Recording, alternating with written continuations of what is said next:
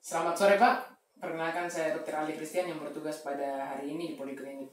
Kalau boleh tahu namanya Bapak siapa? Bapak Kevin. Kevin ya Pak. Umurnya Bapak sudah berapa tahun? 38 tahun tahunnya. 38 tahun. Alamatnya? Di Telkommas Pak. Telkommas di pekerjaan sekarang Pak apa? Pengacara. Pengajar. Oh iya, jadi sebentar Pak saya akan tanya-tanya tentang Bapak mengenai keluhan-keluhannya Bapak, namun saya akan menjaga kerahasiaannya untuk kenyamanan Bapak. Kalau boleh tahu Pak, keluhannya Bapak apa itu? Ini dok, sakit sekali bagian sini dok, perutku yang bagian sebelah sini. Oh, sebelah kanan ya? Ya sebelah kanan bagian. Sakit perut sebelah kanan nih. Yang Agak ke atas. agak ke atas ya, agak ke atas. Sejak berapa lama itu Pak kita?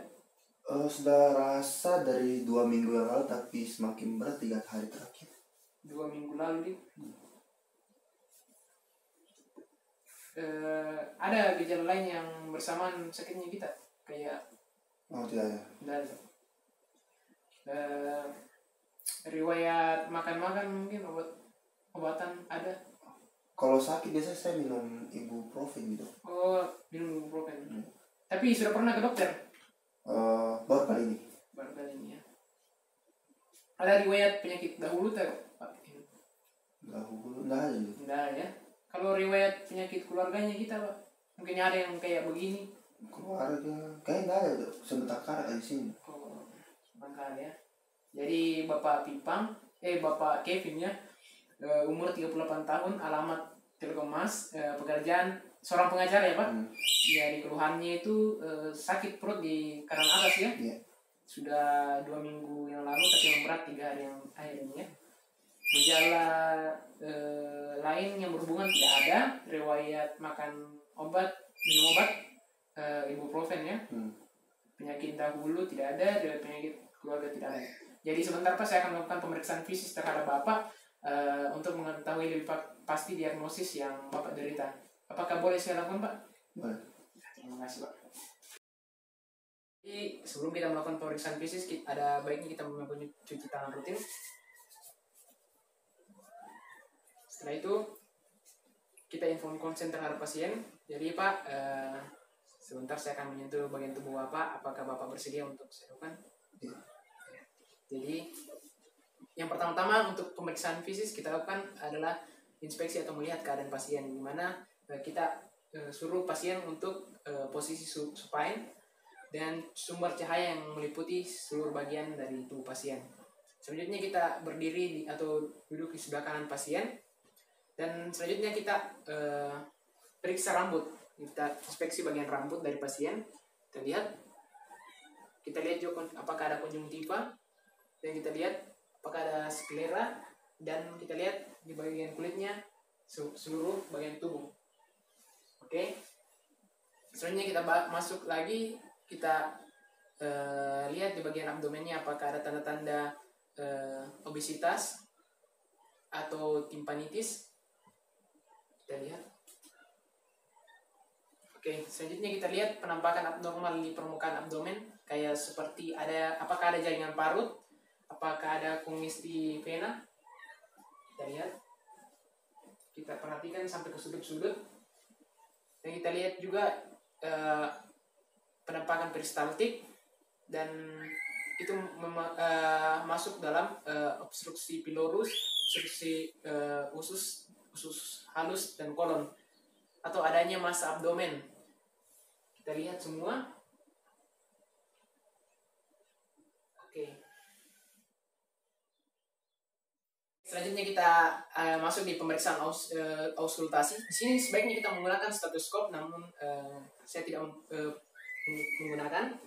Yang pertama-tama kita minta pasien itu rileks. Jadi rileks Pak. Kita letakkan membran stetoskop di atas, di bawah umbilikus ya. Dan kita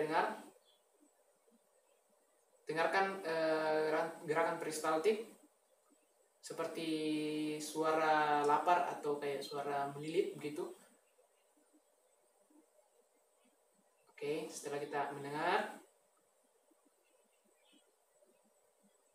dan kita tentukan apakah normal atau abnormal berdasarkan timbulnya berapa kali per menit.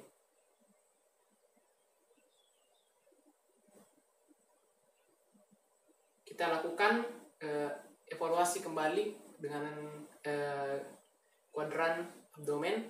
Jadi kita periksa semua di kuadran abdomen suara-suara yang peristaltik yang tadi. Kita juga jangan lupa mencatat hasil yang kita dengarkan, hasil yang kita dapat pada saat pemeriksaan auskultasi ini. Kalau ada juga kita dengar bising pembuluh darah normal yang dapat ditemukan itu seperti hepatic rab, ya. Dan juga kita biasa dapatkan bruit dari karsinoma pankreas di sisi kiri regio epigastrium. Oke.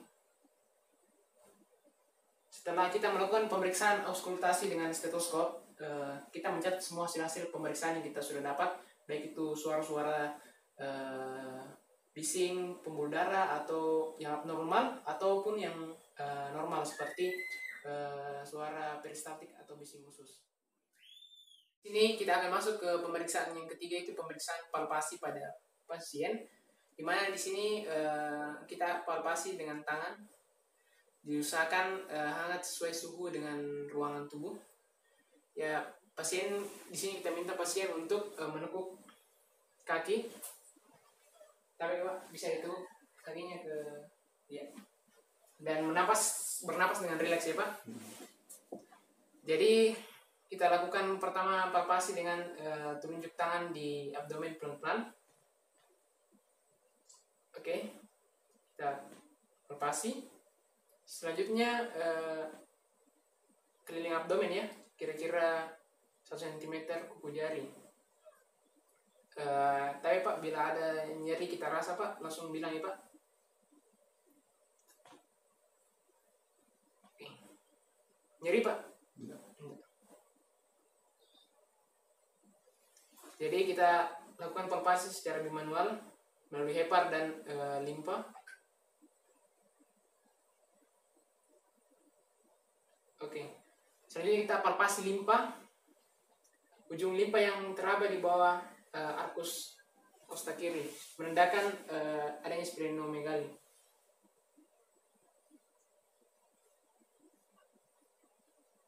Oke. Selanjutnya kita palpasi hepar.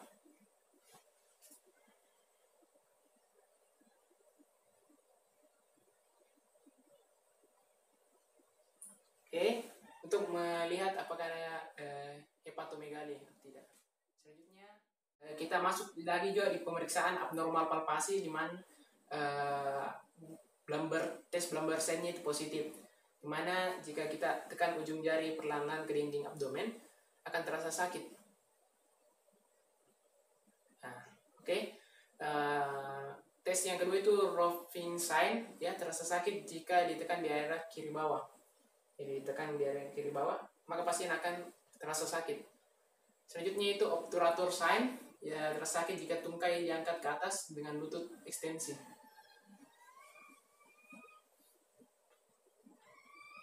Ya, pasien akan merasa sakit jika gerakan tersebut dilakukan. Oke, selanjutnya kita pemeriksaan yang terakhir atau perkusi.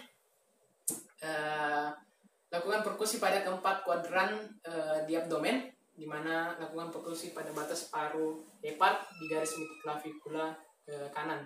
Kemudian dari interkostal 2 ke bawah. Jadi kita perkusi ya. Nah, suaranya nanti akan meredup bila sudah mencapai hepar.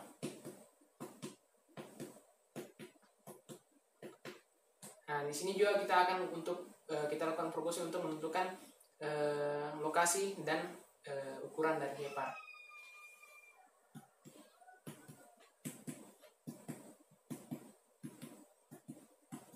Oke, setelah kita melakukan seluruh pemeriksaan fisik, kita akan menulis dalam catatan dan kita menentukan diagnosis klinis.